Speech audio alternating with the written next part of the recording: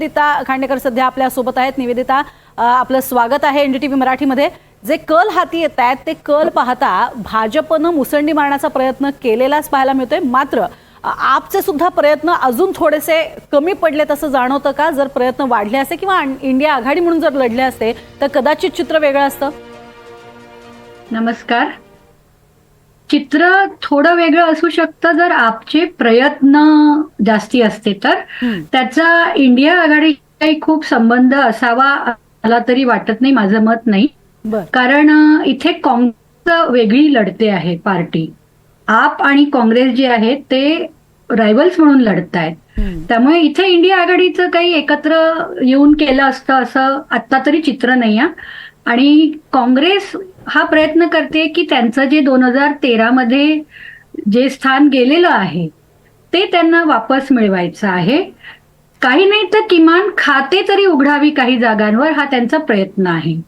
आपचं जे प्रयत्न आहे ते खूप म्हणजे मोठ्या प्रमाणावर नसली तरी 10 वर्षाची एक पन्सी आहे त्यांच्यात।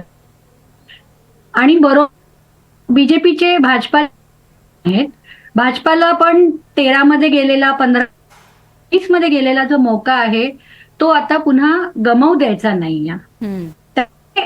प्रयत्न तर त्या दोन पार्टीजचे जास्ती आहेत, काँग्रेसचं जे आहे ते प्रयत्न कमी पडतायत। मात्र काँग्रेसचे प्रयत्न कमी पडतायत आणि त्यासाठी आपण बघतोय वारंवार टीका जी आहे ती काँग्रेसवर होतीये। आणि काल झालेली जी पत्रकार परिषद आहे त्या पत्रकार परिषदेतनं सुद्धा एक वेगळा सूर जो आहे तो काँग्रेसचा आपल्याला पाहायला मिळाला। महाराष्ट्रातल्याच महत्त्वाच्या नेत्यांना एकत्र घेऊन ही पत्रकार परिषद पार पडलेली होती।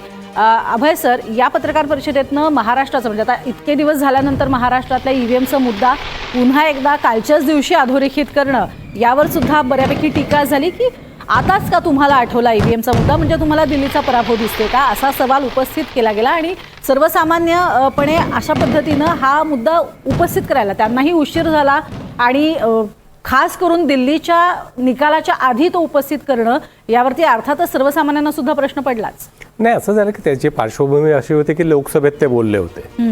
मुळात असं आहे की हा निवडणुका झाल्यापासून सातत्याने विरोधी पक्षाकडून हाच मुद्दा मांडला जातोय की मतदान याद्यामधले अनेक नावं गायब होणे, नवीन नावं अचानक 4 महिन्यांमध्ये वाढलेली नावं असतील किंवा 6 नंतर झालेलं मतदान, हे मुद्दे घेऊन ते सातत्याने बोलतायत। 101 उमेदवार विरोधी पक्षाचे न्यायालयात गेलेले आहेत, त्याच्यामुळे काल तो दिल्लीमुळे उचलला असं म्हणता नाही येणार।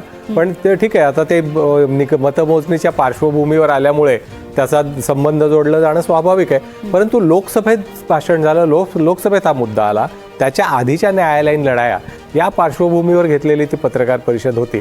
आणि आजच्या निवडणुकीमध्ये जर अपयश आलं तर त्याला तो एक सगळंच या निवडणुकीबद्दलच प्रश्नचिन्ह निर्माण करणं, सध्याच्या प्रक्रियेबद्दलच हा भाग त्याच्यामधला असणं स्वाभाविक आहे।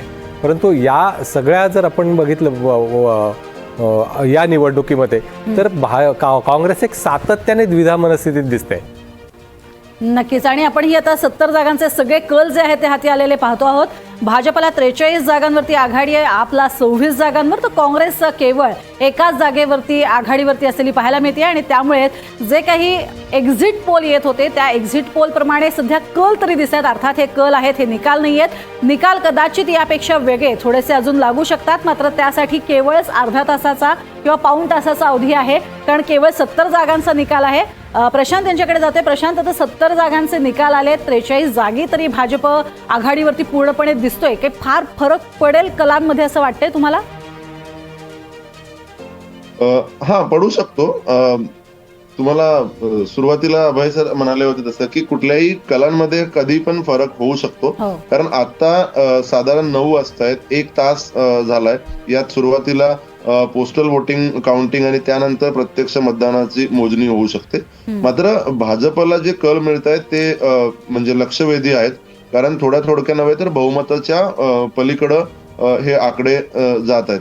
मात्र मला वाटतं की यामध्ये बदल होऊ शकतो, तो अर्थात सकारात्मक नकारात्मक कमी जास्त असाही होऊ शकेल, पण हेच कल म्हणजे सलग कायम राहतील असं म्हणजे आता तर वाटत नाही।